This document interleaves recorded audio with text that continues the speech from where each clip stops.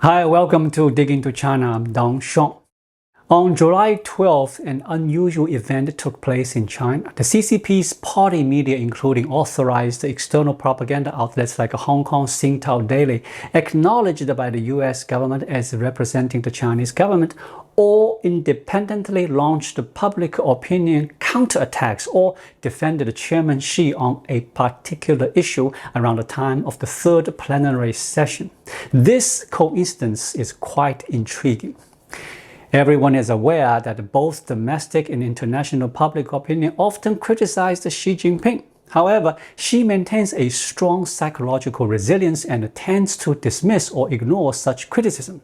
For instance, despite widespread public sentiment in China that Chairman Xi is reversing reform policies, he chooses not to address these claims. Chinese netizens have even jokingly dubbed him the reverse gear accelerator. Yet Chairman Xi remains indifferent, stating, "Let the critics say what they will."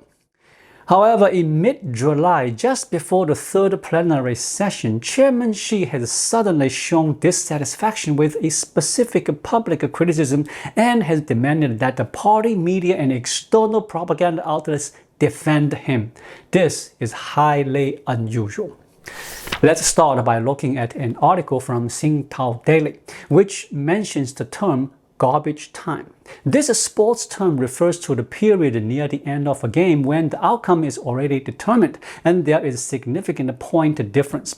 During this time, the result of the game is no longer in question, making the game time relatively unimportant. Consequently, the main players may be substituted out to avoid injury or to prepare for future games. Recently, the term historical garbage time has become popular in mainland China, serving as a catch-all framework for various issues. For example, in early July, a 30-year-old female employee at the China International Capital Corporation died under unusual circumstances, with rumors suggesting her death was linked to significant pay cuts due to the economic downturn and declining property prices after purchasing a home. Some articles argue that during historical garbage time, management failures are challenges many people must face. Financial experts advise against investing during this period, and some social media commentators suggest that lying flat is the best approach during such time. Tao Daily published an article criticizing these statements, noting that such views, emerging online just before the CCP's 20th Third Plenary Session, contradict the prevailing narratives of economic optimism. The article also includes a series of derogatory and accusatory remarks. Another CCP party media outlet, the Beijing Daily, has published an article titled "Historical Garbage Time, Real or Fake?" The newspaper criticized the term, stating that Austrian economist and social philosopher Ludwig von Mises never used it. They dismiss it as a pseudo-academic and a concept fabrication aimed at generating anxiety.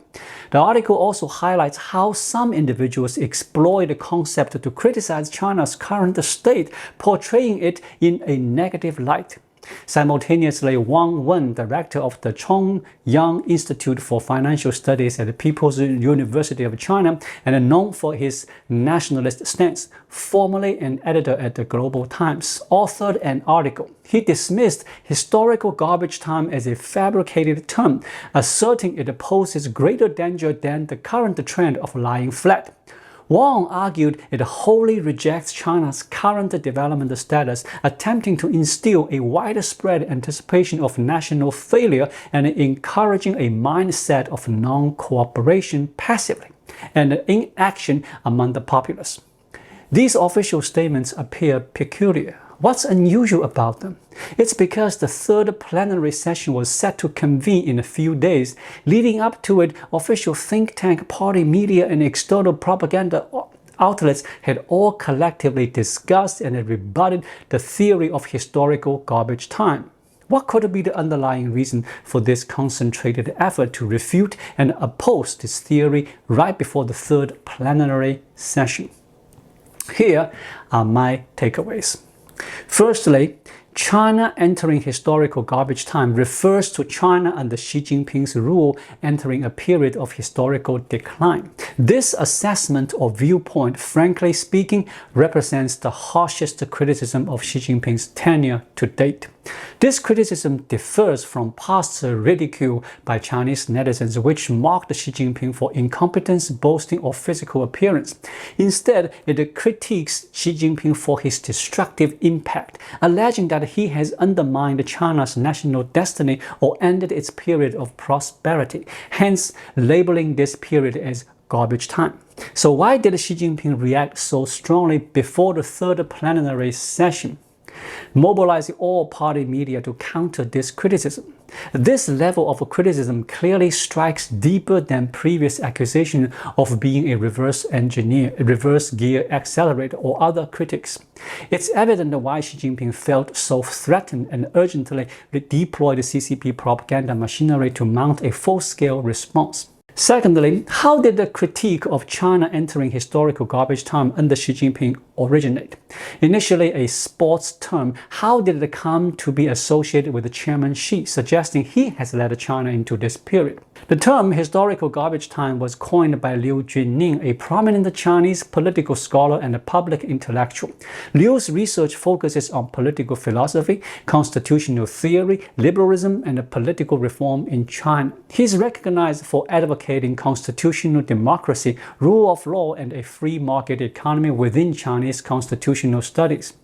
Liu Junning introduced the concept of historical garbage time during interviews with US media outlets like Voice of America and the Wall Street Journal. He stated that Xi Jinping has led China into this period, sparking significant international discussion. Liu's reasoning is clear. He argues that mainstream international media widely agree that Xi Jinping has concluded China's era of reform and opening up. According to Liu, if Xi Jinping persists in remaining in leadership, effectively ending the era of reform and opening up while continuing to lead China indefinitely, it signifies entering a phase akin to garbage time.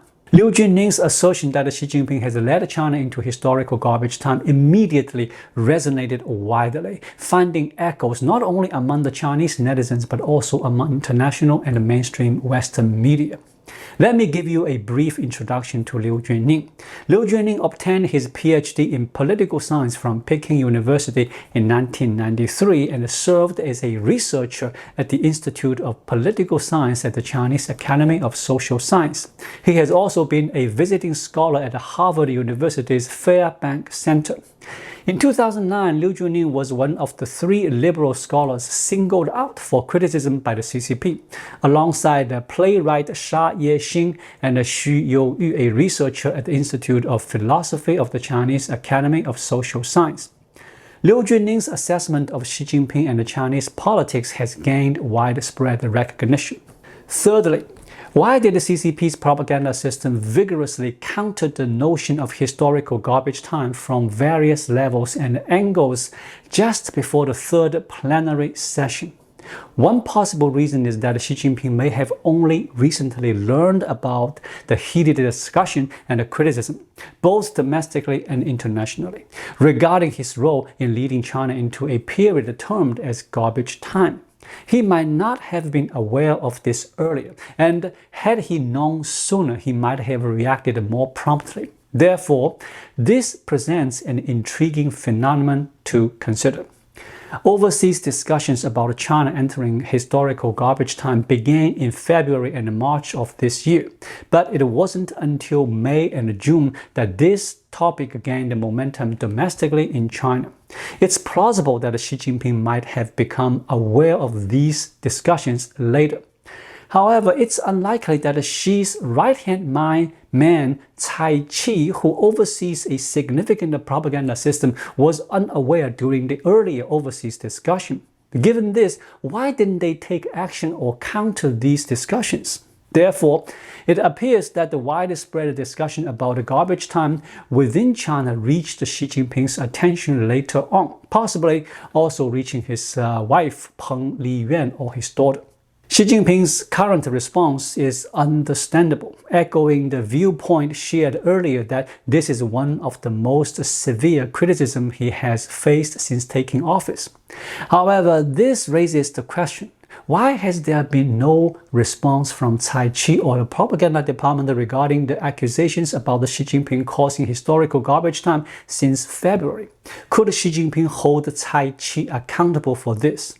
I can't imagine how Xi Jinping would assess Cai Qi's handling of this issue.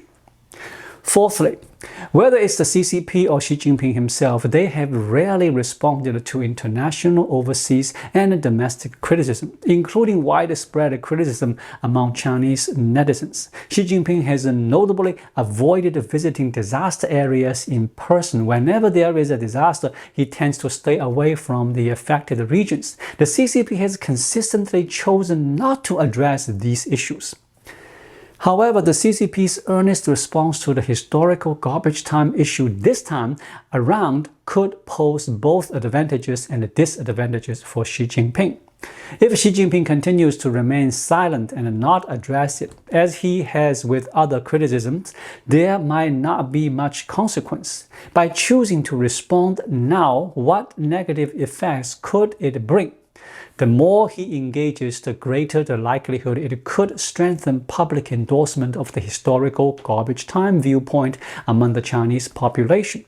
Without the response from the CCP, some Chinese netizens might not take this issue seriously, viewing it at the most as a nickname for Xi Jinping.